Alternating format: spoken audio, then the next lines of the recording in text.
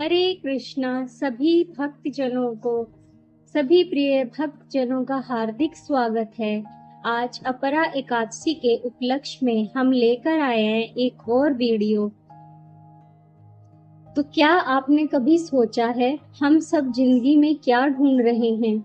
सुकून, पाप से मुक्ति, या एक ऐसी रोशनी जो अंधेरों से हमें निकाल सके? जिंदगी भरी पड़ी है गलतियों से, कुछ छोटी कुछ बड़ी, कुछ जाने अनजाने में। पर क्या वाकई इन पापों का कोई ऐसा रास्ता है जहां हम खुद को फिर से पवित्र महसूस कर सकें? आज की कहानी है एक ऐसे पवित्र दिन की जिसका एक व्रत, एक निश्चय, एक भक्ति इंसान के जीवन के सारे अंधेरों को रोशनी में बदल सकता है। और यह है अपरा एकादशी, एक ऐसी तिथि जहां भगवान विष्णु स्वयं कहते हैं जो इस दिन व्रत रखेगा उसके सभी पाप धुल जाएंगे, चाहे वो कितने भी बड़े क्यों ना हो।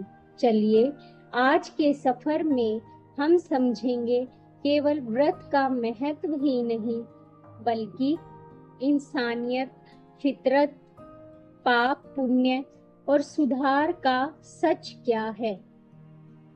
तो चलिए अब हम इस अपरा एकादशी के उपलक्ष्य में एक पौराणिक कथा का श्रवण करते हैं। एक समय युधिष्ठिर महाराज ने भगवान श्री कृष्ण से पूछा, हे केशव, ज्येष्ठ मास के कृष्ण पक्ष में कौन सी एकादशी आती है और उसका महत्व क्या है? कृपया इस विषय में संपूर्ण मार्गदर्शन कीजिए। इसके उत्तर में परम भगवान श्री कृष्ण कहते हैं कि हे राजन, ज्येष्ठ मास के कृष्ण पक्ष में आती है अपरा एकादशी। यह महापुण्य फल प्रदान करने वाली और समस्त पादकों का नाश करने वाली है। इस व्रत का पालन करने वाला मनुष्य हर प्रकार के जघन्य पाप कर्मों से मुक्त हो सकता है, जैसे कि ब्रह्म हत्या पर, स्त्री संगधन के लिए शास्त्रों का अध्ययन, गुरु द्रोह इत्यादि। इसके उपरांत इस एकादशी का निष्ठा पूर्वक पालन करने से व्यक्ति को कार्तिक मास में पुष्कर में स्नान करने से, काशी में महाशिवरात्रि के पालन करने से, माघ मास में प्रयाग तीर्थ में स्नान करने से, गया में पिंड दान देने से, स्वर्ण का दान देने से, सूर्य ग्रहण के समय कुरुक्षेत्र में स्नान करने से, कुंभ के दौरान केदारनाथ या बद्रीनाथ के दर्शन करने से इत्यादि से जो पुण्य कर्म अर्जित होते हैं, वे सारे पुण्य सिर्फ इस अपरा एकादशी का श्रद्धा और नियम पूर्वक पालन करने से स्वतः मिल जाते हैं। इस अपरा एकादशी के बारे में यह कहा जाता है कि यह व्रत बहुत ही तीक्ष्ण कुल्हाड़ी से पाप वृक्ष को तोड़ देता है, अथवा यह कह लो कि हिरण रूपी पापों को भगाने वाला यह सिंह व्रत है। इस व्रत का पालन करने से व्यक्ति को वैकुंठ की प्राप्ति होती है। इतना ही नहीं, अभी तो जो व्यक्ति इस अपरा एकादशी की कथा का श्रवण या पठन भी करता है, वह भी सभी पापों से मुक्त हो जाता है। इस कथा का वर्णन नारद पुराण में आता है। एक समय महाराजा मानधाता अपने गुरु वशिष्ठ ऋषि के पास पहुँचे। महाराजा मानधाता अत्यंत विद्वान, बुद्धिमान और विनम्र थे, इसलिए उन्होंने अपने गुरु से एक ऐसी जिज्ञासा प्रकट की जो न सिर्फ उनके लिए अपितु समस्त मानव समाज के लिए थी। उन्होंने ऋषि वशिष्ठ से पूछा, हे गुरुदेव, आप तो त्रिकाल ज्ञानी हैं। इस संसार का ऐसा कोई भी ज्ञान नहीं जो आपको ज्ञात ना हो, इसलिए आप मेरे ऊपर कृपा करें और मुझे इस विषय में मार्गदर्शन प्रदान करें कि जो भयंकर पाप रूपी गीले या सूखे ईंधन को जला सके ऐसी अग्नि कौन सी है? अज्ञात रूप से किए गए पाप को शुष्क और जानबूझकर किए गए पाप को आर्द्र कहा गया है। चाहे वह भूत, भविष्य या वर्तमान किसी का भी क्यों न हो, लेकिन उसे नष्ट करने के उपाय क्या हैं? कृपया इस विषय में मेरी जिज्ञासा को संतुष्ट करें। गुरुदेव, राजा मंधाता का यह आत्म जिज्ञासा युक्त प्रश्न सुनकर ऋषि वशिष्ठ अत्यंत प्रसन्न हुए। उन्होंने राजा की जिज्ञासा की सराहना की और उसके उत्तर में कहा, नृप श्रेष्ठ, निसंदेह आपका प्रश्न जन कल्याण हेतु है। अब मैं आपको उस अग्नि के विषय में बताता हूँ जो शुष्क अथवा आर्द्र दोनों ही पापों को भस्म कर सकती है। ध्यान पूर्वक सुनिए। जो व्यक्ति भगवान विष्णु के दिन आने पर अर्थात एकादशी तिथि पर अपनी इंद्रियों को वश में करके भगवान मधुसूदन की पूजा आराधना करता है, वह अपने समस्त पापों को धोकर बहा देता है। एकादशी नामक अग्नि से पाप रूपी ईंधन अगर 100 वर्षों से भी अधिक समय से संचित हो तो भी शीघ्र ही भस्म हो जाता है। सहस्त्र अश्वमेध और सैकड़ों राजस्य यज्ञ भी एकादशी की 16वीं कला के बराबर भी नहीं है। एकादशी से इंद्रियों से जो पाप किए जाते हैं वे सभी एकादशी व्रत करने से नष्ट हो जाते हैं। अगर कोई व्यक्ति अनजाने में भी एकादशी का व्रत कर लेता है तो उसे यमराज के दर्शन नहीं करने पड़ते। एकादशी व्रत से अधिक पवित्र ना तो गंगा है, ना काशी, ना पुष्कर, ना कुरुक्षेत्र और ना ही यमुना। और चंद्रभागा एकादशी का नियम पूर्वक पालन करके उस रात्रि में जागरण करने से व्यक्ति सभी पापों से मुक्त होकर विष्णु के धाम को प्राप्त करता है।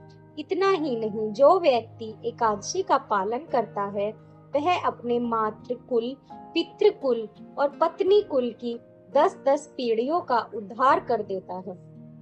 जो मनुष्य आदर पूर्वक इस महान व्रत का पालन करता है उसे दोबारा माता के गर्भ में प्रवेश नहीं करना पड़ता। इसलिए हे राजन, आपके प्रश्न का एकमात्र उत्तर यही है कि हर प्रकार के शुष्क या आर्द्र पाप को जलाने वाली एकमात्र अग्नि एकादशी तिथि है और इसमें कोई संशय नहीं है। इसका निष्ठा पूर्वक कठोरता से पालन करो और अपनी प्रजा को भी इसके महात्म के विषय में बताओ।